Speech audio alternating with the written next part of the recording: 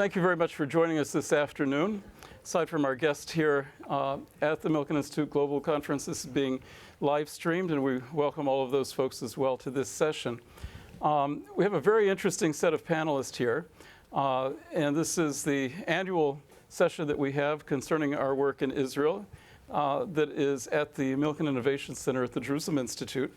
And that's where we're based, as a financial R&D center to really be a platform for launching impact investments. There's been a lot of discussion about this at the conference, dealing with issues of sustainable development and dealing with the key barriers to growth in the global economy, which always derive back to that basic formula coined many years ago on the issues of the linkage between social capital, human capital, and real assets, and the financial technology to catalyze them into forces of change. So this is focusing on a particular implementation of an agreement that we'll get into in a moment. But first, I wanted to describe to you what sort of things have been going on at the Milken Innovation Center over the last year. This focus on building financial solutions that help move Israel from startup nation to a scale-up nation, and as the startup nation for startup nations, to work with the key drivers of growth in the world, which are in developing and frontier economies. That so much has been discussed by the institutional investor community here and the philanthropic foundation. So much of growth is dependent upon what goes on in those sectors of their dominant role in global growth.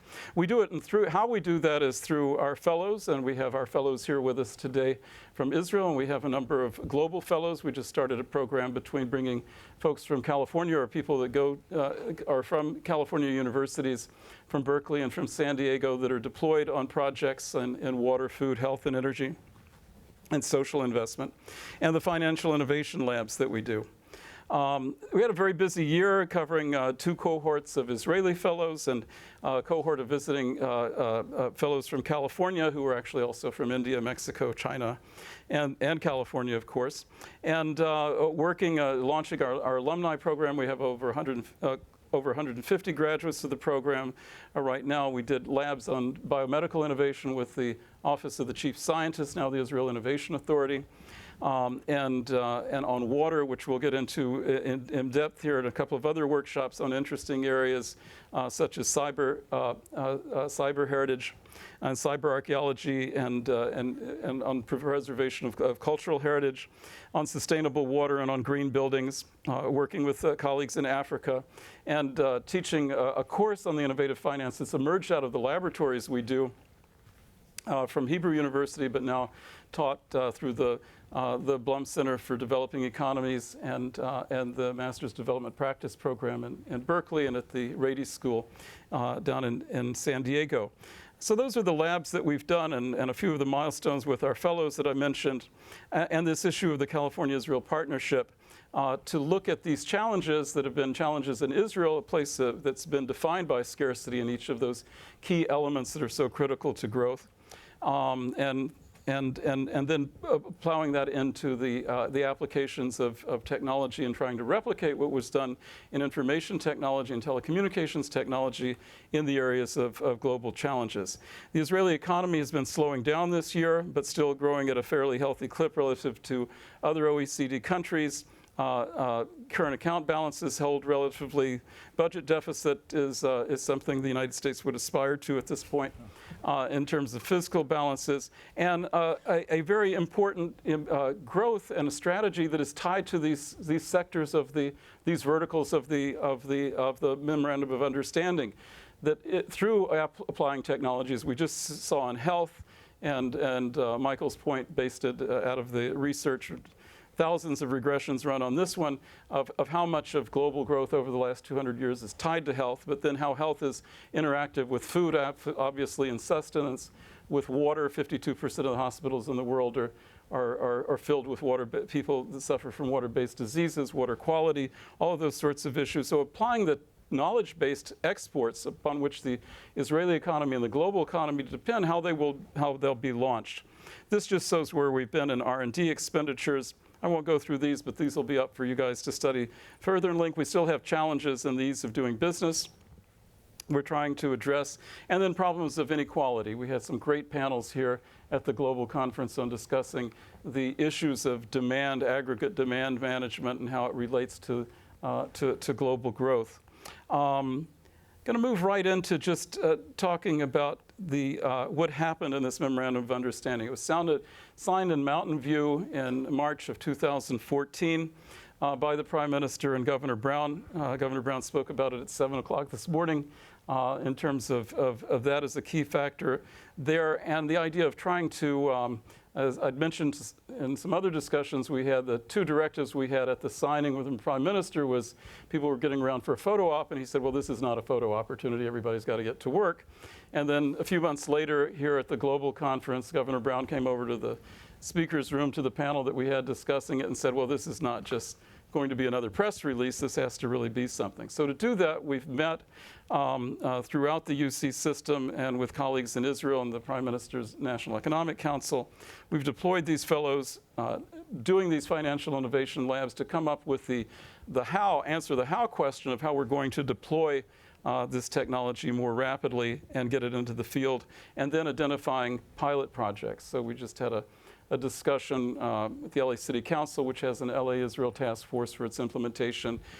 Former Secretary George Shultz hosted the water sub-cabinet up at Hoover and Stanford to walk through some of the things, some of the ideas that emerged. We have people in our audience here that were at the lab and that are very key in the discussions, both at the city level, if it's LA or Silicon Valley and San Jose or in San Francisco, as well as the state level with the governor's team, the state treasurer's team, and the legislature that's very interested in implementing this. This is the really challenging sort of thing that we're looking at. If we look at water, for instance, we just developed a dashboard for the state of looking how far it has to go in terms of coming up with measurable ways of reaching Israeli standards of water resilience. We had a very similar drought in the last decade and have overcome that. It was very interesting after seeing these numbers. NBC in the Bay Area sent an investigative team prior to the water technology meetings, and a wonderful series, you can look at it on our website, of 4 segments that were really looking at these applications in urban water, the lack of recycling, Israel at 85%, California in the single digits, of desalination, of coming up with distributed water solutions that we'll talk about as well. California's spending twice as much energy in electrical use on water conveyance and processing. The wastewater share in agriculture is so terribly low. And the lack of managed and manufactured water and just consumption, just water conservation. So this is really where we're trying to go at this point with the project, and we'll move into the water discussions later on. But the general idea in all of these areas, whether we're talking about food or we're talking about water, and it came up in the whole discussions about sustainable development with all of the institutional investors here and private equity and VCs as well, is how do we move to this decoupling of the use of natural resources while maintaining and accelerating growth? Because we won't overcome the macroeconomic challenges of global inequality and the absence of sufficient global demand in the macroeconomy if we don't address these problems of decoupling. Natural resource use, and Al Gore's presentation was quite singular in that regard, and there's been a lot of discussion here at the conference. I think with that, I'm going to there's many other things to talk about in each ecosystem that we'll be discussing, and I think we'll come back to these discussions about water, but move over to talk about health. I want to talk about the other verticals first, and I'm going to really kick off with Professor Itzik Peterborg, who's been a thought and action leader throughout his career, both as a physician, as an academic, as a specialist in IT, and electronic health records and health IT, to telecommunications, where he was chairman of Cellcom, and now is chairman of Teva, as the international pharmaceutical company here that is trying to look at disruptive medical technologies and innovations, how to accelerate them, which is a core theme. And I think it builds upon what we just saw at lunch and the discussion of revolutionizing that, but how to actually build a roadmap on that. So Itzik, maybe you could just start in talking a little bit about your vision. I'll give you the clicker here. Thank you very much. Slide 49. So the question, what is the traditional industry is doing?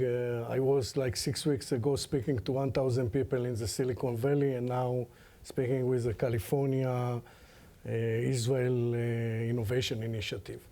And the reason really is that what we see is that the healthcare, all the healthcare for me, is in the midst of a disruptive transformation. We have altogether 3 disruptive forces, and I'm not going to invest a lot of time because we don't have enough to go into it, but one is the financial pressure. Having 18% of GDP in the US is unsustainable, and I don't want even to continue to speak about it. It's everybody understand you cannot do it. The pressure is also on the pharma. The patient is different. When you look on millennials, this is a different consumer. Things that we were thinking about, part of our life today. Who goes to a bank? Why should we go to a pharmacy? What is the role of a physician? And we look now on technology as an enabler to do many things that we thought we should, and we are now have to move. I'll show you why. So in a way, everybody is making his move. If you look now, it's amazing what's happening. Look on what's happening with Walgreens and CVS. They are doing many things besides being a pharmacy. If you look on distribution channels, there is a consolidation. You know, out of our customer now on distribution, 3 distributors are 85% of our customers. 3. So it's all together. And the question is, if we are staying on this side of just being a manufacturer, most probably we are commoditized, and I don't want to be, and I don't want to lead my company to that. So then look, you know, if I don't sleep at night, it's not because of the Pfizer or Novartis, don't tell them. It's because of the Amazons and because of the Googles and Apples. And again, I don't want to go into it or Samsung, because everybody is moving into healthcare. And when you look on the small companies, they are not so small. And the question now, when you are speaking with the people in Silicon Valley and all over the world, is the question, who is going to be the next Uber Health?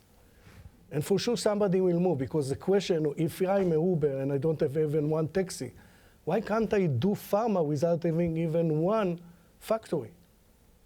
And the answer, yes, you could. Okay, don't rush doing it now. Let us prepare. So we understood that we need to change. We need to move closer to the patient, and we need to take a look from the future back. And I want to share with you some futuristic movie, how we look at it.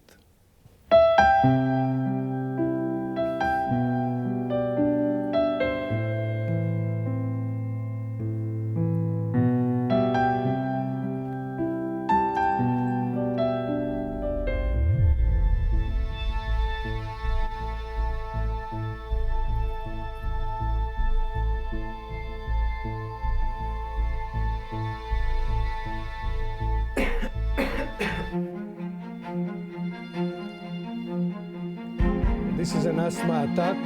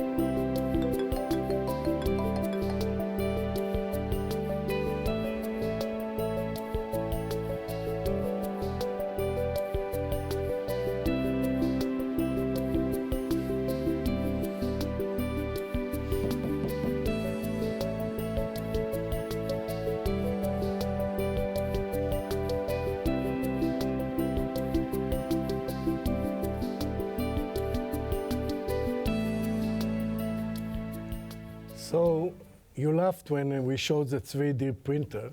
The first drug made by 3D printer was approved by FDA 2 months ago. So we look on us and where we could. So I don't know how much you know about Teva. We provide the world's largest medicine cabinet. Most probably we have 70 to 80% what anybody is using. We are present with more than 100 markets. We every day touch lives of 250 million people. Each one of 8, and it's going to be 5 prescription in the US is Teva. The only problem is that while we want to understand the patients, they don't know who we are, and we don't know who they are. We are very far away, we are a manufacturer. So how do you provide more than a pill? And I'll show you what we were doing in just 4 months. We invested in a telemedicine company. Whatever the names is not, this is not a marketing pitch, but we invested on a company that does e-health visits. We invested in implantable drug delivery device partnership with microchips biotech. What you have seen that could, I'll show you after it what it's doing. We invested with Philips and jointly invest in Israel Medical Devices. We bought more than half stake in one company. I will show you what it's doing, Immuneering. And altogether, we partnered with Watson, IBM. So altogether, in just 4 months, we invested several, almost like hundreds of millions of dollars. Now, this is not what you call manufacturing a pill. And the question is, what really we want to do? And the answer to that, if we'll go back, now let's go back to what you've seen. So if you see Jonathan, that we have seen before, so yes, we have this kind, of device, and he can use it, and it's a special, but at the same time, the patient and the physician cannot be sure that the dose was taken. The dose was fully inhaled, and how many doses were left in the tank. So we invested, and we just put something, it's called Click, it's on the market now. It's working completely different. You just open the cap, you prepare the dose, you can make the count, it gets activated. It's not enough, but still, the doctors cannot track your progress, no feedback. So this is why we invested in Gecko. This is a company that I showed you last, and this is a special device that goes on top on your inhaler and just provides feedback to the patient, automatic track and record, and encourages adherence. So it's not enough. What do we do with this collected data? That's why we partnered with Watson. And what we are trying now with Watson is going to look on all the information, environmental and whatever, and just collect all of it and send it back to you and say to you, listen, you are going to have an asthma attack. And we are continuing to do the same journey around Jonathan. This is part of why we are looking to do how to envelope. If we look on Jenny, she's the kind of patient that have a lot of medication. Usually we have most of the medication she needs, but at the same time, if she's taking 8, 12, 15 pills a day, it's very easy to forget a pill. It's mixing the pill could be very dangerous, and there is interaction with and interaction with the doctor are very inconvenient. So what do? So we put for her a one-glass seamless management of the drug-related problems that we are able to do based on what we invented in-house in Teva. But how can we enhance the patient adherence? And when you go into it, you see now that what we can is a special dispenser, what you've seen in the movie. It's a dispenser that really takes exactly what she needs and notifies whoever needs to know about it. But what if still the patient have a problem of adhering? So then we invested in a company that what it's doing, it's implemented. You have 1,000 different cells that can open exactly when we tell them in the time and distribute the exact amount, and it's very easy to change whatever medication you want and when you want to do it, okay? So I don't suggest it to everybody, but we are going to be moving around with this kind of implementable. And if you continue to do in it, if she needs to now to speak with a physician, that's why you have a virtual e-visit, And altogether, it just envelopes everything. We are still on the run to just close the loop and be closer to the patient. This is why I'm here. Because I think that here in California, and being Israel as a hub for digital health and a lot of innovation, I think we can create additional partnership to explore a game-changing solution for us. Thank you. Thank you very much. It's a terrific presentation because I think it brings together this idea of convergent technologies in medical sciences, both at the level of therapeutics and diagnostics, different treatment modalities, and then the ability to monitor and measure, and the big data questions that are around it. Another area of convergent technology is at the lab level, and I wanted to turn to Jay Kiesling, Professor Jay Kiesling from Cal Berkeley. The context, Jay was on a session we had in this discussion around in Tel Aviv a little over a year ago, but also met him in the context of the work that emerged from one of our financial innovations labs on building the fuel substitute program, which was a key objective of the country on trying to reduce dependence on oil and transportation, which is still at a very high level, and coming up with fuel substitutes, which focused on 4 targets, on batteries, on renewables, on different types of biofuels, and on energy efficiency. And one of the recommendations had been for the Prime Minister to give an international award every year for the best research that had been done on that area. And the recipient last year was Jay, who came to Tel Aviv to receive that award. And looking at collaboration opportunities in science and technology. But your research has been really quite impressive to talk about in terms of converging between medical uses and anti-malarial drugs to synthetic biology and to fuels. Could you tell us a little bit to introduce that subject and why and how you got to that? Happy to talk about it. I don't have slides or a movie, but I'm going to talk to you about manufacturing with biology. And I want to step back a bit and talk first about malaria. So malaria is a disease that affects about 250 million people every year. At any one time, 250 million people have the disease, and every year about 1 million children die of the disease. There's a therapy that's a cure for malaria called artemisinin, and it was discovered by the Chinese about 150 BC, and then completely forgotten until the Vietnam War. And a woman named Yu Tu was directed by Mao Zedong to go into the medical literature and dig out a cure for malaria. And so she went to the medical literature, she found this, it became a cure for malaria and really helped the Chinese in Vietnam. That cure for malaria, artemisinin, is now the best drug for treating malaria. It comes from a plant called Artemisia annua, and it's grown on plantations, and it's difficult to source. At some years we have plentiful artemisinin, and the price is very low, and that results in farmers not planting it a couple of years later. And then we have an undersupply of it, and the price goes way up. And as a result, in some years, it's easy to get these drugs, artemisinin combination therapies, and in other years, it's nearly impossible. And that means that children suffer the most from it and die. A few years ago, we looked at the structure of that molecule, and we were engineering microbes to produce chemicals, and based on the structure, we said we ought to be able to produce that. So we went into the plant, we cloned out the genes responsible for producing artemisinin and put them into yeast. And we built a yeast that could produce artemisinin. Rather than growing it up on sugar and brewing beer or wine, the yeast produces this anti-malarial drug. With that discovery, we got a grant from the Bill and Melinda Gates Foundation to build an industrial strength microbe. We launched a company that's now a public company called Amyris. And Sanofi licensed the process from us, and last year they supplied 15 million people with a drug based on this yeast that produces this artemisinin.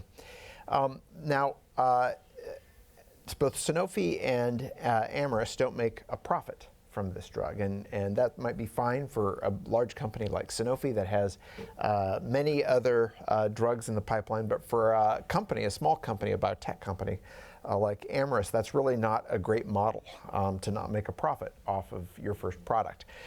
Well, it turns out that this artemisinin is a hydrocarbon. It's a hydrocarbon that's very similar to diesel fuel. It's got a few too many oxygens in it to be a good diesel fuel, but it turns out that if you take that yeast and you make just a few tweaks in its genetic makeup, you can produce a biofuel, a really great biofuel. You can make just a few other tweaks and you get one of the world's leading cosmetic formulas called squalane. We now get it, or used to get it, from the livers of sharks. Turns out that now this yeast will spit out the precursor that you can easily transform into squalane, so you no longer have to kill sharks to get this additive in cosmetics. And it can produce flavors, it can produce fragrances, and other pharmaceuticals that we would normally get from plants. Now, this all sounds really easy to do. Just take a few genes out of a plant and throw them into a microbe, and voila, you have a drug, or you have a biofuel, or you have a cosmetic. Turns out it's not quite that easy. It turns out that these engineering feats take many years. They take many scientists. This project that was funded by the Bill and Melinda Gates Foundation to engineer yeast to produce this anti-malarial called artemisinin took about 150 person years. We had about 50 people working over a period of time, somewhere between 30 and 50. And over time, we were able to engineer the yeast to produce not just small amounts of this drug, but large amounts of the drug. And since that time, Amyris has had a lot of people working on engineering yeast to produce biofuels. And the same goes for my laboratory at the University of California, Berkeley. We've been engineering yeast and other organisms to produce biofuels as well as chemicals that might otherwise be produced from petroleum. Well, we'd like to make it easier to engineer biology. We'd like it not to take 150 person years to engineer a yeast to produce an anti-malarial drug, but maybe 15 person years or 1.5 person years to do that. How will we do that? Well, we took a lesson from the silicon industry. So decades ago, when we started producing chips for computers, every company like Intel, like IBM, had their own foundry in-house. And they did that because the engineers would design a chip, and then they'd go in the foundry and they'd build it. And they'd see that they'd have a mistake, and they'd come back and redesign, and they'd go back to the foundry, and they needed to have it right next door. But then they started standardizing the techniques that they use for building those chips. And so no longer did they have to have a foundry in the company. They could actually work on the computer, build the chips, and send the design off to a foundry. And this gave rise in the late 80s to merchant foundries. One of these foundries, the Taiwan Semiconductor Foundry, is an enormous facility. It brings in revenues of many $billion a year. And many companies now send their chip designs off to TSMC or to other foundries around the world. Well, we thought, why can't we do that for biology? Why can't we start having people design on the computer and send their designs off to a foundry and have their microbe built, have their plant cell built, and then have it sent back to them? And so that's what we're trying to build right now, a foundry for biology. We have a little starter grant from the US Department of Energy that's allowing us to get this started. But this is something that we want to do in collaboration with other countries, and in particular with Israel. We've been over there talking to them about this idea of working on foundries together. This is a technology that will allow us to solve many of the world's challenges. For instance, water. We're without sufficient water for agriculture, and in California, agriculture is using a huge amount of the water. If we could create drought-tolerant plants, or plants that would live in salty water, then we wouldn't have to have as much pure water. If we could engineer microbes to produce fuels in large quantities and that would compete with petroleum, we wouldn't have to pull petroleum up from underground, burn it in our cars, and put all that carbon in the atmosphere. And what's more, when you make those biofuels using waste plant material, that plant material is gotten by plants growing on carbon from the atmosphere. So you're pulling that carbon out of the atmosphere, putting it into those fuels, and then when you burn the fuel, you're returning the carbon to the atmosphere. so you can make fuels that are carbon neutral. If you end up engineering microbes or plants to produce, say, carpet fibers or paints, then you're going to pull that carbon out of the atmosphere and you're going to put it into the carpet, into the paint, into the ceiling tiles. And when you do that, that becomes carbon negative, because as long as you don't burn those, you're pulling carbon out of the atmosphere and you're sinking it into all of these products. So our goal is to be able to replace all of the things that we now get from petroleum with renewable things that we get from waste plant material. And we want to increase crop productivity so that we have enough food to feed everybody on the planet, as well as put energy in your cars and give you better pharmaceuticals. And do all of that in a shorter period of time with less cost. So that's what we're building. It's called Future Bio. And you can go to our website, www.futurebio.org, and you can see a description of what we're doing. Okay. We're very excited. luck. I'm sorry. We're very excited about that idea, Yeah. and especially the ongoing collaboration, because we had done a series of these financial innovations labs with the U.S. Department of Agriculture on the bioeconomy, and then the lab we'll be doing in June in Jerusalem with the Secretary Karen Ross of Food and Ag here in California is focused exactly on this topic, on how, as the challenges we've heard in so many of the panels today to this week rather, on decarbonizing and how to do that and transit from petroleum-based economy to a bio-based economy. And this is a key part of it. So we want to try to figure the same financial technology that built infrastructure, physical infrastructure, to build scientific infrastructure. And that's something we want to move into, and segues very nicely to Professor Mingelgrain, who's the chairman of the Volcani Center, which is the institute, the scientific institute of the Ministry of Agriculture. Created in the 1920s, we'll hear about, but has been responsible for so many of the, over 70% of the agricultural innovations and agri-technology and agriculture-based issues. So Uri, let me turn it over to you. Okay, as Glenn has said, I'm from the Volcani Institute, which is a major institute dealing in research in the environment and agriculture in Israel. And as such, in the mouthful, California-Israel Global Innovation Partnership, our emphasis is on innovation. Innovation to solve problems. Our expertise is such that we concentrate on agriculture, i.e. food, and water. Actually, food and water are very tightly interwoven. If we can see slide 16, please. Yeah, if you look at the bottom left, you'll see the share of managed water for agriculture. In California, 80% of the water used is for agriculture. In Israel, it's only 57%, which is also a big only. In other words, most of the water is used for agriculture, and therefore these things are interwoven. I'd like to talk about innovations that are in progress. All of them, if you'll excuse my humility, are in progress in the Volcani Institute. And first I'd like to emphasize how innovation can actually solve problems. Can I see slide 17, please? Okay. If you look at the graph to the right, you'll see a production in blue, the production, agricultural production, and in red, freshwater use. And you can see the immense increase in water use efficiency. So innovation does count. We can make a difference. And by the way, innovation doesn't have to be a breakthrough. I was really impressed with what you showed. Unfortunately, I cannot point out something at this level. However, many small innovations do make a big difference. And I'd like to show you a few examples. First of all, in the area of food safety.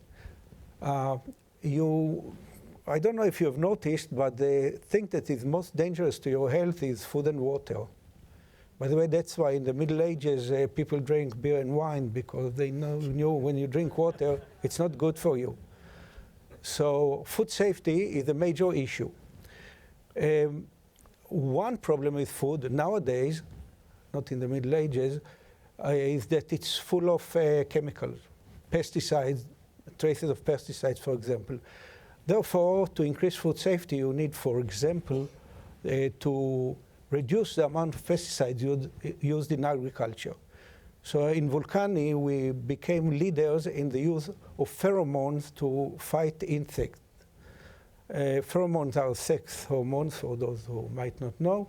And those male insects, for example, flies that attack fruits, these males, if you put this hormone in a trap that traps them, they'll go there rather than look for their girlfriends.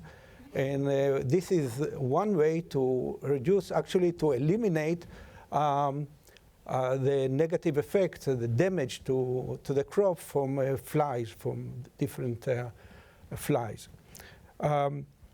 Organic agriculture. I'm mentioning organic agriculture because this is an example where management, no major breakthrough in an item, in a product, but just innovative management makes a huge difference. Our forefathers did organic agriculture. Not that they knew it's good for them, that's all they had. They didn't have pesticides. Fertilizer they had, but not of the kind we use today. And that's why they had 1 year of a good crop and 2 years of famine. Either the locust beat them or every year something else. Modern agriculture uses pesticides and fertilizers not because we are bad people, but because it really stabilized the production of food. With proper management, you can have organic agriculture with a stable product. I mean, you can fight insects, for example, pathogens, without using pesticides. You can fertilize, giving nutrients to the crop, not through artificial fertilizers. So in that way, we turned something that was more an ideology than a way of making a living into a gold mine. Because if you can produce organic crops in a way that you know that in the end of the year you will have a crop, this is worth much more than the same crop that was grown with pesticides. People are willing to pay more. One more example on food safety is creating varieties that have in them some substance that's good for your health. For example, we developed a tomato that's very rich in lycopene. Lycopene is a red pigment, actually. This red pigment can substitute for food dyes that may even be carcinogenic. But not only that, lycopene is supposed to be good against prostate cancer. I looked it up. There is no medical evidence that this is true. But I mean, if people like to have tomatoes rich in lycopene, they will be happy to produce it for them. I'd like to say a few words about food security. Shall I go on? Okay. This was food safety. Food security is a different story. Food security is that when you get up in the morning, you know that you'll have something to eat during the next day. During the next generation, the demand for food will increase by 50%. This doesn't mean that there'll be 50% more people. It actually means, and this is a good news, that people will eat better. Not necessarily in California, but in the world over, more people will break through this barrier of subsistence living and will start to demand better food. That's why the demand will increase by 50%. So we have to produce 50% more. If we don't do that, it doesn't mean that there'll be food shortage, but it means at least that the price of food will go up, which means that for the poorest section, this means also it's equivalent to a shortage. If you cannot pay for it, you don't have it. So in the area of food security, first of all, you have to develop management and varieties that are suitable for the farmer in wherever he is, in the area that he is. I'd like to show you an example. That's definitely not it. Which number? That's which number is it? It's 70 something. Try 76. Yes, this is this is it. And if you can keep pressing, because there is one more item on this slide. Okay. This is an example of olives grown in the desert in the Negev desert in Israel on the Egyptian border. By the way, this is also suitable for the deserts of California, because having similar climate, there are also similar problems and similar opportunities. This area was totally desolate. Nowadays, this area, which is called Chalutza, has the largest olive grove in Israel, olive grown for oil. And you can see here the extra virgin olive oil, the type of oil that it produced. And what's more important, and I'm not sure you can read it on the screen, it got first prize in some olive oil competition in Europe, which is a big deal. By the way, you may say that most people don't use olives as subsistence food. But it's not so. When a farmer has something that puts more money in his pocket, he can send his kids to get a better education, which means that they will know how to use a better management, they'll have money to buy better equipment, and they'll have more food to eat. So this is part of food security, providing the farmer something that puts money in his pocket. Another thing that's necessary is longer shelf life. Huge amounts, I don't remember percentages, but I think it's more than 50% of the food that is produced is getting spoiled during storage. One way to avoid it is just make the storage period shorter. But this means more expensive food. For example, if you produce food in California and you export it to Africa, if you fly it, if you use airplanes to bring it to Africa, it may get there in good shape, but it will cost you much more than if you could send it by boat, having it be on the sea for 2 weeks and still stay in good shape.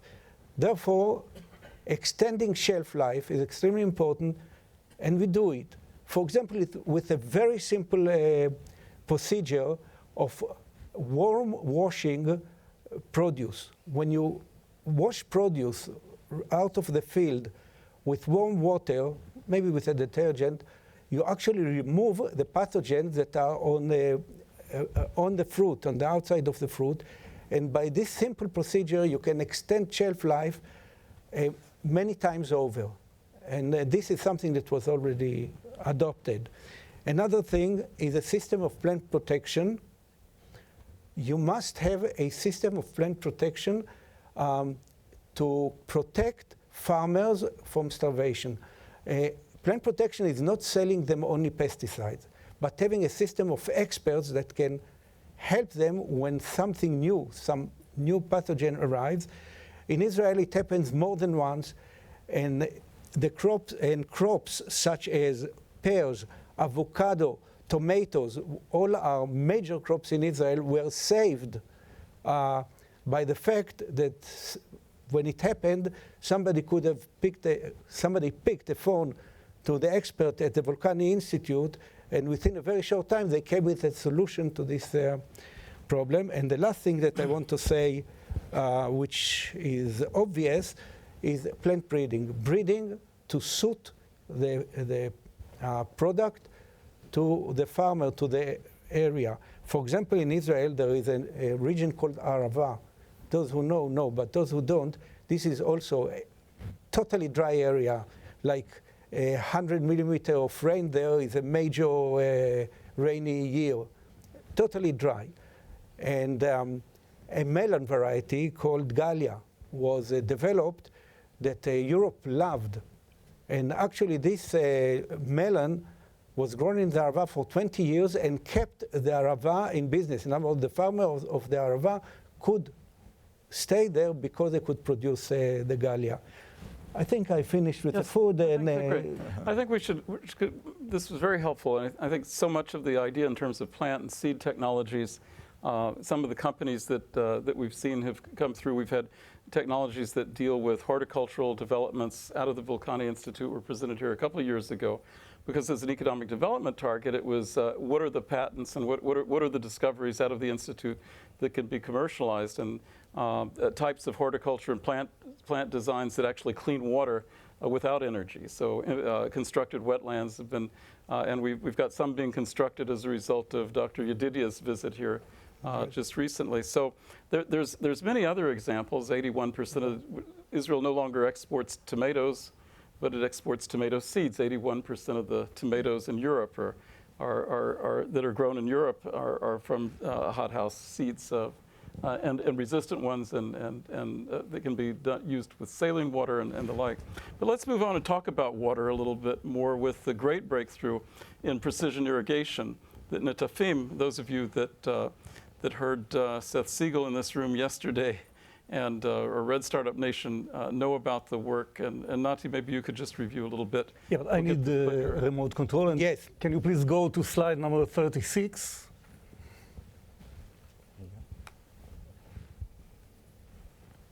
Yeah, that's it. So, hi everyone. Exactly 35 years ago, I moved here to California because this is the natural place for someone that deals with agriculture. And we started our subsidiary in Netafim USA, which is now based in Fresno. We are talking about precise, reliable, and user-friendly solutions to deliver agricultural applications. It's not only irrigation, it is, we call it often nutrigation, because basically all the things that Uri spoke about, the nutrients, sometimes the pesticides, we deliver through the system. If I go even more to the past, in my kibbutz, I live in kibbutz Hatzerim. Going to California wasn't my first major move. At a very young age, I left my home in Haifa in the city and I went to the desert to a young kibbutz. This was in '64. In '65, we were very fortunate. We met Simcha Blas, the guy who invented drip irrigation. We liked the idea very much, and together with him, we started the company Netafim. Simcha Blas was not concerned with the world. He was not concerned with food security. He was concerned with water and with Israel. His idea was to save the water challenges of Israel. So when we started, the first installations, of course, were in the kibbutz. And then after the first year, the results were tremendous, almost double the yield. And then our farm manager said, forget Israel and forget the world. We should keep it as a secret because we are going to have such yields. We are going to beat all the other competitor growers in the market. So luckily, we didn't keep it as a secret, and we did went out to the world. And again, obviously, the first place was California. As a matter of fact, the first installation of drip irrigation in the United States was in the late 60s in San Diego County in avocados. Now, if you look at the slide and you read basically the MOU, I have highlighted the words that Netafim with drip irrigation we directly touch. So we are talking about California, we are talking about innovation, we are talking about water scarcity, agricultural productivity, we are talking about solution to the challenges, and so on. This is what drip irrigation does. So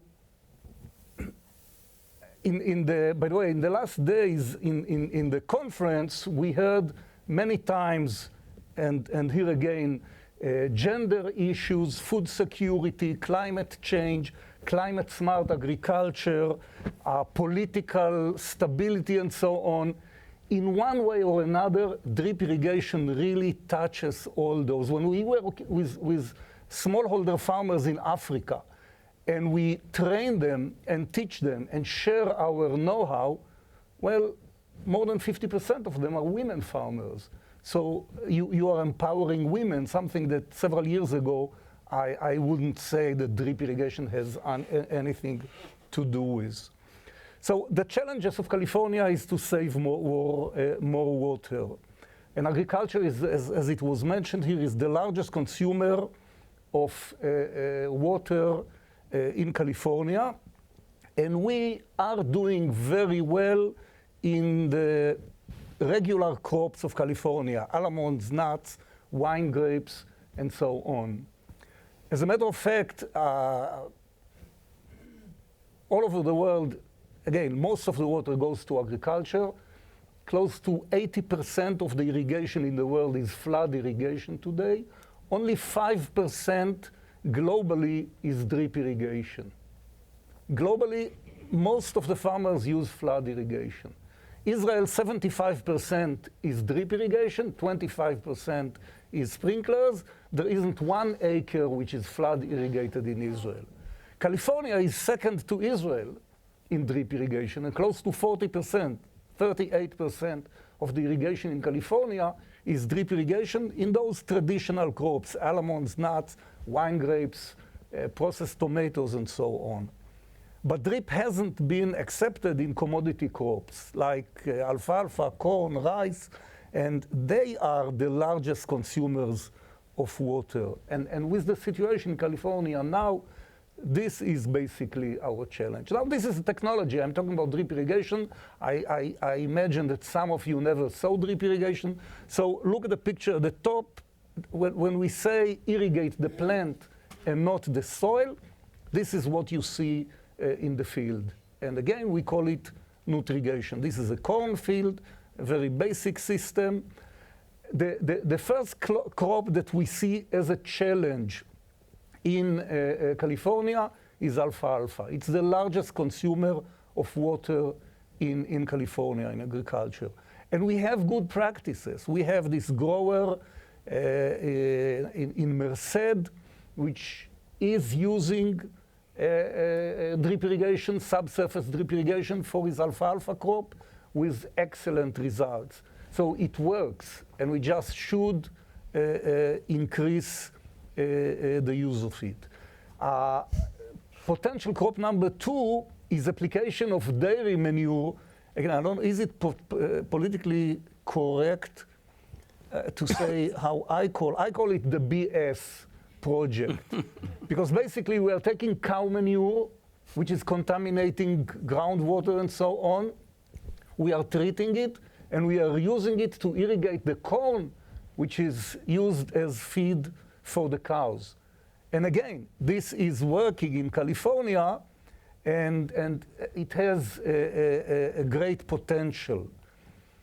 And again, we have this in Chowchilla, California, this project, and it's a beautiful demonstration of partnership between an NGO, a sustainability NGO, the farmer, the private sector, which is our company, which is based in Netafim out of Fresno.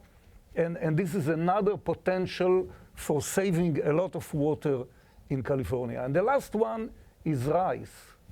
And again, for the last 12 years, we have been conducting experiments with drip irrigating rice all over the world with excellent results. Excellent results. And this year, for the first time, we are going to do a commercial plot in California.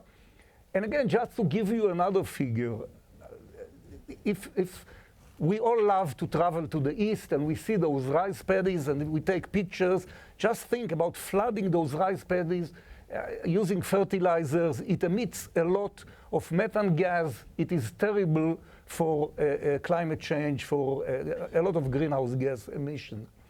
If only 30% of the rice that is grown in California would change from flood irrigation to drip irrigation, I'm not talking about the water saving, the increase in yield, but it will be the equivalent of removing 130,000 trucks from the road as far as a greenhouse gas emission is concerned. So this is the story of drip irrigation. Thank you. And working this through both at the sessions we've had in Israel, up at Stanford, at the LA Clean Tech Incubator, with some of the other technology, Netafim and some of the other tech providers, we came up with several models. If you pull up slide 22 rather. I'll start with 21, I think, would probably set it in some context a little bit better. 21 just shows you that the we're trying to find projects at this point, and some of you in the audience might have some others. We've had 3 or 4 that popped up today in an earlier session that we had, and trying to find these beta site projects that could start to demonstrate the water and food nexus deployment and how that can be accelerated. The second big challenge is is to go to the next slide. Is we took 2 pilots. We have about 5 in a report we just released, and Shira Etting is here, one of our fellows. Was with us, who staffs this project on the California Israel Innovation Project at the Ministry of Economy in the New Tech area, which works on renewables and water. And we've come up with 4 or 5 models, but just one for farmers and one for municipalities that we have that will, in a minute, sort of bring up the municipal side of the equation. But if we just pull up slide 33, you can see this point that that Nati was making. If you've 80%, whoops, 23, please. Next. Should be right after it. There we go. Yeah. And so this sort of just is the beginning of the building of a capital stack that would finance projects in this area to deploy into the commodity areas. Because 60%, if 80% is used in agriculture and 60% of that is in commodity row crops as opposed to fruit and vegetables, and you can get 40% savings out of that, you've just saved a lot of water. And we ran through on the next slide. Just go to the next one. Just sort of what the estimates would be in dealing with 57,000 farms. And this is just for dealing with commodity crops. If we also juxtapose upon that the fact that there's 160,000 farmers in the state, 83,000 of which are smallholder farmers, and we had a nexus of different types of water technologies that could be deployed in distributed water production for farmers that aren't linked into a water system, to deal with issues like aquifer mediation and recycling at the same time for nutrigation out of dairy farms, but other methods of distributed water production. We'd be able to take all of that avoided cost and save a lot of water there. And then the second area, beyond that, the next slide, just shows you the idea of trying to do that and deploying a family of water technologies through an energy services corporation type model, where we'd be able to basically not put cash down, but out of the cost avoidance and the savings in the future. And this has been a discussion we had earlier with some of the folks from the legislature and from the state treasurer himself and his office on measures that could link to that. So that's where I met Felicia Marcus, who's not with us today, because she had some emergency business in the Central Valley about moving away from flood irrigation to precision irrigation in the Central Valley. But fortunately, we're very grateful that Mark Gold, who's a vice chancellor at UCLA and working on sustainability, his colleague Yoram Cohen was with us last year on this panel from the UCLA Water Center. David Sunding from the Berkeley Water Center was with us at the lab, as was Yoram. And we began to look at a number of different areas in terms of technology deployment that are so key to that. And Mark, if you would walk us through, let's see, we have Mark's deck in there. Do you know which? Yeah, it's right slides? There. Okay, there we go. Good to go. Good to go. Pinch hitting for Felicia, our new best friend who runs the state water boards at him. Right, who I go back with almost 30 years. So Nati, one of the things I do want to say, very, very commendable if we can only get the Imperial Valley to start thinking about your technologies in use and the change in commodity markets, that would be the transformation that just hasn't been happening in California. Imperial Valley has not been wedded to these transformations yet. So one of the problems, just giving you the California story, is we're not exactly like Israel in a lot of ways, and obviously Israel itself is around the size of LA County by area. In the state of California, our water supply, the rain, the snowfall, and never has it been more exemplified than this last year, occurs in the north. And as such, our snowpack is in the Sierras, but here we are in the south, we're at 7 inches this year. So everyone says, oh, El Nino solved our problems. It has not solved our problems. And even it's more complex than the Sierra snowpack, in that the southern Sierras and the part of the Sierras that the city of LA is most reliant upon, the eastern Sierras, have not been doing very well. So we have to, obviously the water falls in the north, the people live in the south, and so here we are in the Los Angeles area, city of LA, best example, where roughly 89% of our water is imported from more than 250 miles away. So that's not sustainable in any way, shape, or form, and that's the situation that we have right now. So if you're not familiar with California and our infrastructure and water, it's very, very complex, as you can see in this picture here. It's not just Southern California importing water from the north, it's Northern California importing water from the north through the Bay Delta, Hetch Hetchy in the Sierras for San Francisco. So it's a very, very complicated system. And as you've heard, 19% of the energy used in the state of California is for transporting and treating water. And so you think about that from a greenhouse gas emission standpoint, and again, not sustainable in any way, shape, or form. And so this push towards local water, a lot of that push that you're starting to see more and more now, has a lot to do with reducing the carbon embeddedness of the water that we're receiving through the tap. So if you haven't seen these photos, this is a typical photo, 2010 versus 2015, and our snowpack, our reservoir, our storage, the real storage in the state of California on water in the Sierras has drastically diminished. Even this year, with this El Nino year, we're talking about somewhere around 70% normal snowpack at this point. And the climate modeling work that's occurring right now shows that this may be the new normal, and that not to expect typical snowpack years anymore with the heating that's occurring. And so this is a perfect example of this, our iconic Half Dome in Yosemite.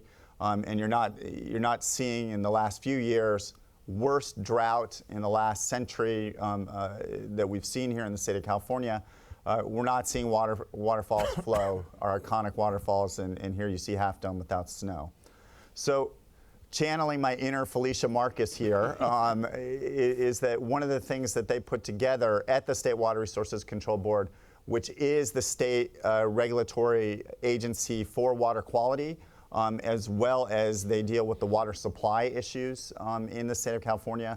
And one of the things that they put together, a very small document, 25 pages, but groundbreaking, because it's the first time it's happened in the history of the state of California, was about 3 years ago, the California Water Action Plan. It's a really common sense approach to managing water in the state, with the understanding that there is no one magic bullet for the panacea for changing the way we manage water. We have to start managing groundwater finally for the first time. We're the 50th state in the entire United States to have groundwater management, and even that law is quite weak, to be quite candid, and gives way too much time for groundwater management.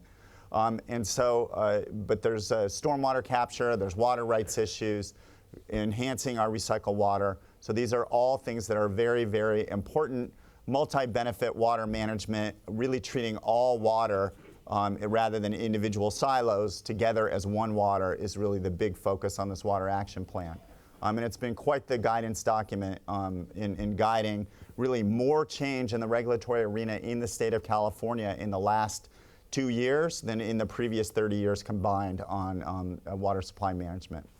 A little money that went towards this was the water bond in 2014, about $7.5 billion going towards this Water Action Plan, a lot of that being local water oriented for the first time, watershed management approach, integrated water, but still $2.7 billion for water storage issues. Now, one of the things that I think the state has not addressed properly is water storage is not just an above ground reservoir, it's getting the most out of our groundwater and putting more into the ground for storage. And that's something, the overdraft problems that we've had in the state of California are absolutely catastrophic.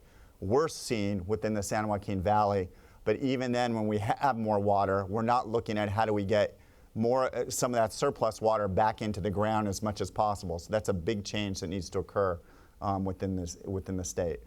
So learning from Israel, there's a lot which you've already heard on, especially on the agricultural side. We do use 80% of our water supply in the state of California goes towards agriculture, so that's quite substantial.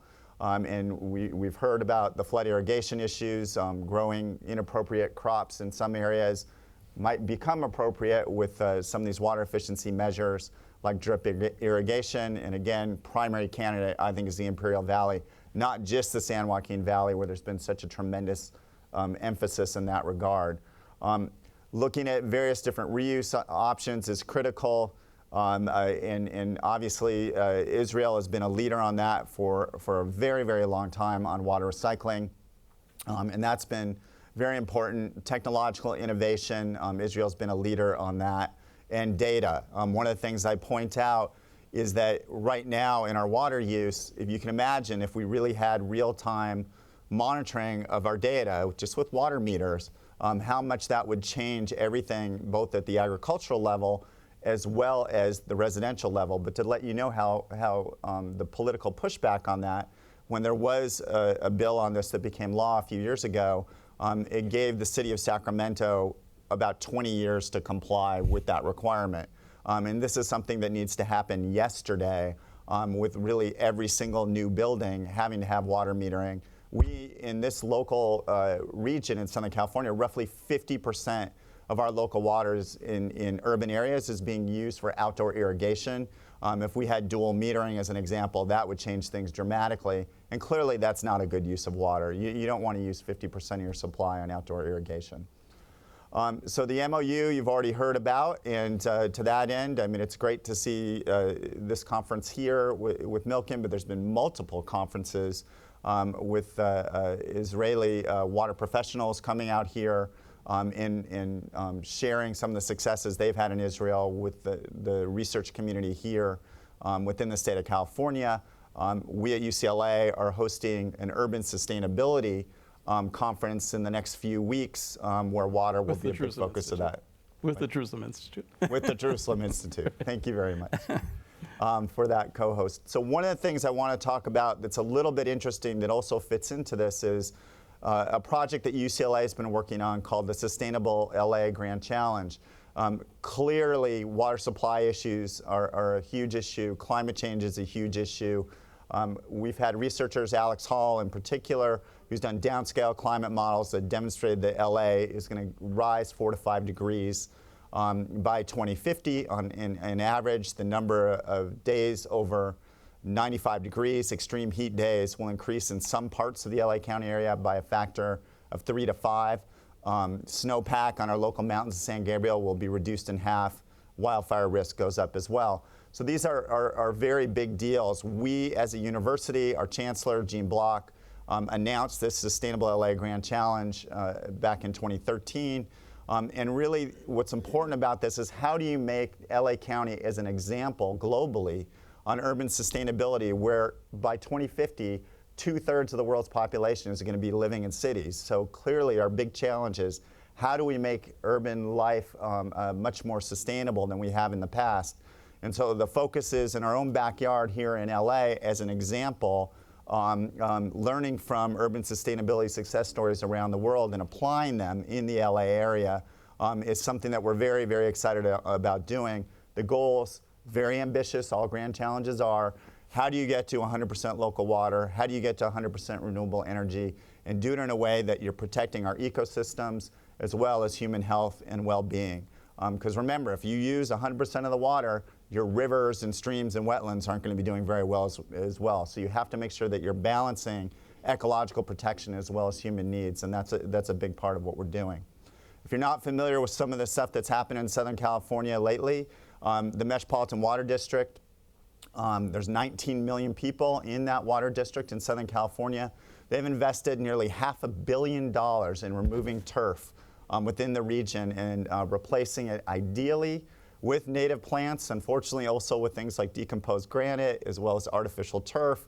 And so one of the things is really to study how successful that is and really breaking our love affair with this European green lawn culture and getting something more that makes sense, which I think Israel has done long, long ago. And that's something that we're focusing on. Another thing is looking at wastewater treatment in a very, very different way. And people like Yoram Cohen as well as Eric Hook are looking at obviously using membrane technologies, the most energy efficient possible, getting to the point where we can have net energy production from our wastewater treatment and get to the point maybe at least of indirect potable reuse, which is happening all over the place in Southern California now, but moving to the place maybe where we have direct potable reuse where the water is literally put directly into the drinking water infrastructure and supplied to people, which would be a game changer because it would save billions of dollars on distribution infrastructure. And so we're looking at that as well as net production of nutrients, which would be very, very important. So as you can tell, very ambitious goals indeed. We'll come up with our roadmap on how to actually get to true urban sustainability for all of LA County by 2020. A lot of research going on along the way, as you can tell. And so we're very, very excited about this, and there's all sorts of partnership opportunities, both in the research realm and the education realm, working on this project. Great. Let's, thank you.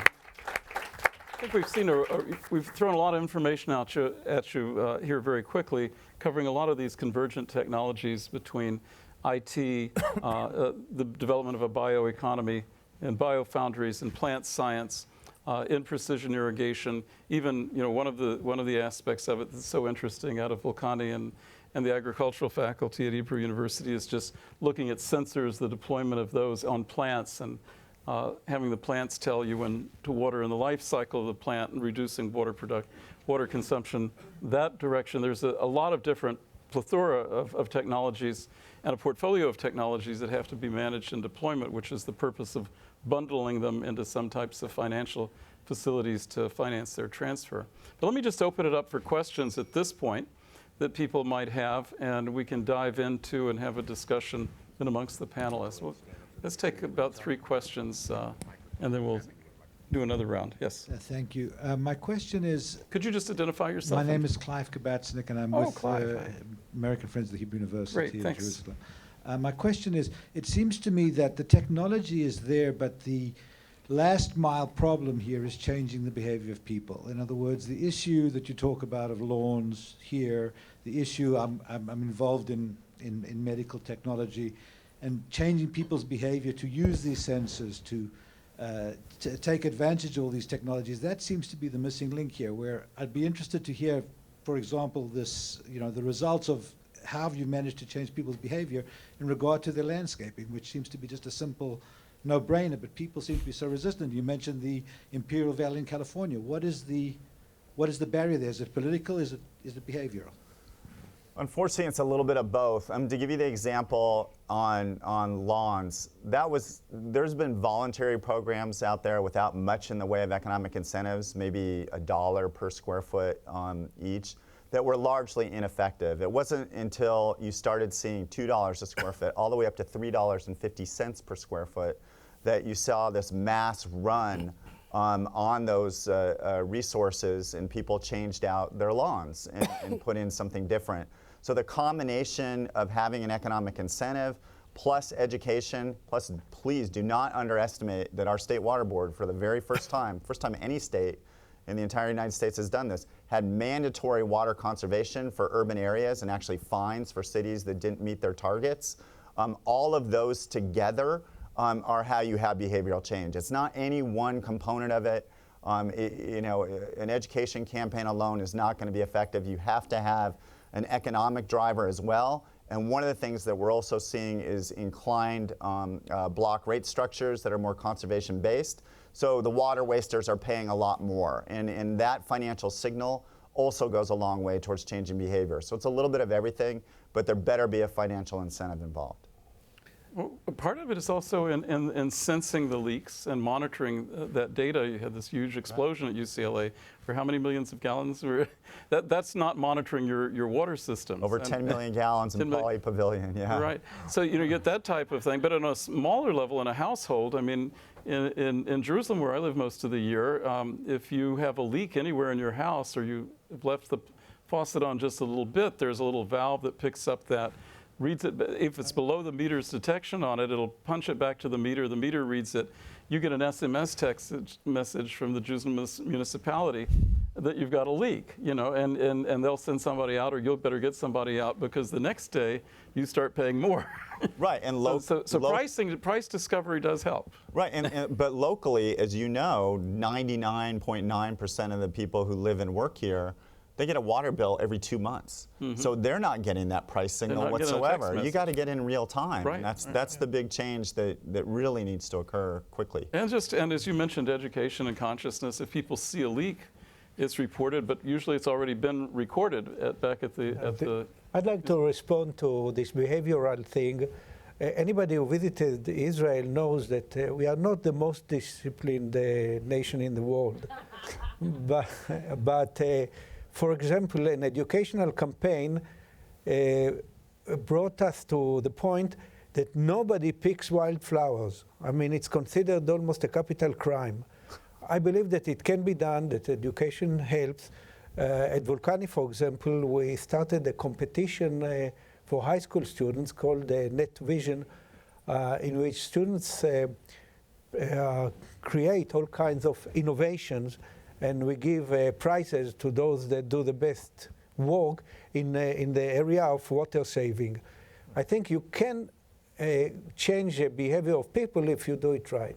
And the water commissioner, in the plan that was launched, there was a huge public consciousness campaign around Israel's drying up. Right. And if you go to the Surviving the Drought website on NBC, just do NBC Surviving the Drought, and in their first segment, they show some of those ads that ran. And people that saw it that were in California at the lab said, boy, that's going to scare people to death in California. And the Israeli water commissioner said, that was exactly the point, you know? Because it is an existential threat. Israel's got lots of existential threats, and water was one of them now, producing 20% more water than we consume. Quick follow-up, more specifically, flood irrigation. What is the possible resistance to that? I mean, why will they not do this for commodity crops? Do you want to take that? I couldn't hear you. Well, why is there resistance to moving from flood to precision? In commodity crops. Okay, well, at the beginning it was very simple, because farmers had as much water as they wanted, whenever they wanted it, for free. So they didn't have any incentive to move or to make the investment to go to drip irrigation. It costs money. And today this is changing, but again, not enough. We need incentives for that. And again, it's only changing regionally. So in areas where you have water rights that are being cut back from the State Water Project, then you're seeing it. But in other areas, like if you know, that's why I keep bringing up Imperial Valley, it's still free, cheap water. I mean, it's not free, but it's very inexpensive water.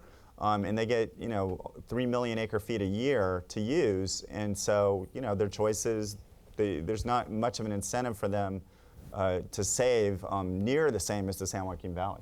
Yoram, you're with us. Thank you. Yoram Cohen from UCLA. Yes. I just wanted to follow up on the comments that Mark, just made, because I think it's really important. And I'm wondering if, from anyone in the panel, you can comment on the issue of who controls, the water in terms of the authorities, the difference between California and Israel. And as a result of that, water pricing, and what role does that have to do with the action plan for California? How do we really institute all of those wonderful ideas that we have when we are faced with this complex world of water? Well, let me ask to pull up slide number 19, because that came out of the lab. And because we were looking at where there were barriers and where there's solutions. Because Israel is not going to control the governance of water in the state of California. That's controlled by the state of California. But are there ways that you can come up with different financing mechanisms that would engineer around those barriers? But to give people the idea of how horrible it is, which is why Yoram's asking this question, is that in Israel you basically have centralized water management. In LA County alone, you guys ready for this? There are 200 plus different agencies that have water management authority. 200 plus in one county of 10 million people. So then you start getting into complex water rights. Some of these rights are more than a century old. And you have different agencies. State Water Board is in charge of water rights disputes. For surface water, groundwater is completely separate, and a lot of our groundwater basins aren't even adjudicated, so the fights over that get even more complicated. So the point being, on your obstacle list, the other obstacles are almost irrelevant in comparison to the governance issue when it comes to water management in the state.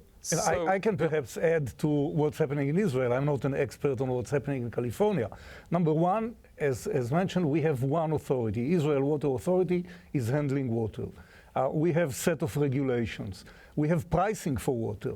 And again, there's a big discussion. I mean, water is a basic human right. But at the same time, it is a scarce commodity.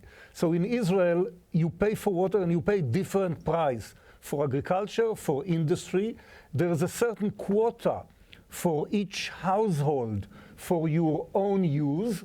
And then if you want more than that, and this is for the minimal price, if you want to fill your swimming pool or irrigate your lawn, then you pay extra. And of course, education. And technology with drip irrigation is one, but I can give you another example.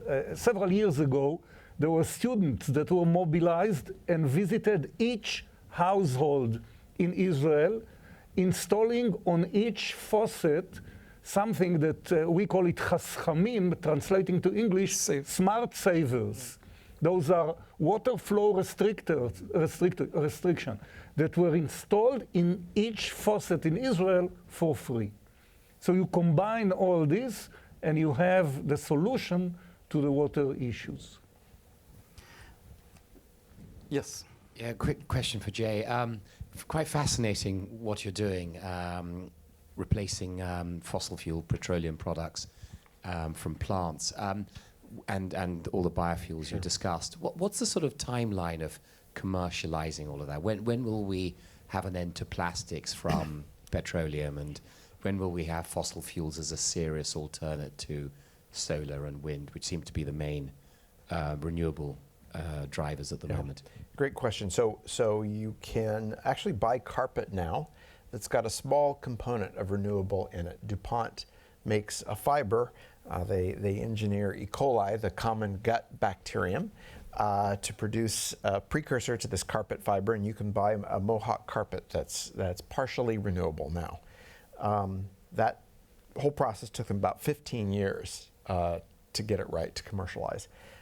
There are jet fuels being tested now. Amyris's diesels have been running in buses in Sao Paulo and Rio. They've clocked about 5 million miles on their diesels. And there have been various flights on jet fuels. The challenge with fuels is that petroleum is really cheap right now, $30 a barrel. Biofuels will only be able to compete with those if it's around $100 to $150 a barrel, or if there's a price on carbon. Probably the biofuels that will compete first will be jet fuels, because those are the highest price. We can substitute battery cars for our gasoline-powered cars.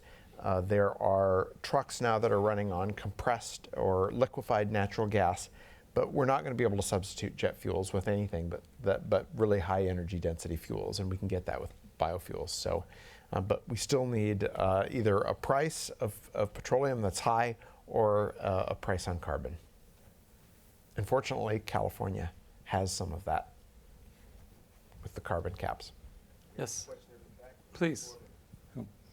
Hello, David Blumberg from Blumberg Capital in San Francisco. We're early stage information technology venture fund. So I want to just sort of bring to the attention of the team that I think that Silicon Valley and the traditional IT revolution can bring a lot to bear, especially through big data and the powerful algorithms now that can analyze a lot of data, which is increasingly becoming publicly available through government sources and private sector sources. Technology was not really there just even a few years ago in terms of the quantity, power it was needed, and the cost structure. Now it really is. So the massive streaming data for flow and valves and things like that is going to make a big difference. And with sensors from satellite imagery, et cetera, you get all new things, transpiration of plants, amazing things. And there's one plug, and I'd like you to react to it. And this is from a book I'd urge all of you to look at. It's called The End of Doom. Have any of you read this? End of Doom by Ronald Bailey. And I just have one good news story, or a couple good news stories about it from water. And one of his recommendation solutions is privatization. And I think the gentleman here, what's your name? From the government, UCLA? Mark. I wouldn't UCLA. be the government, but Right, yeah. but UCLA. But you were mentioning 200 different He's on the government- Metropolitan Water District. Right. Oh, thanks. No, I guess I am the government. You mentioned 200 government agencies involved in just the Southern California agency. Right.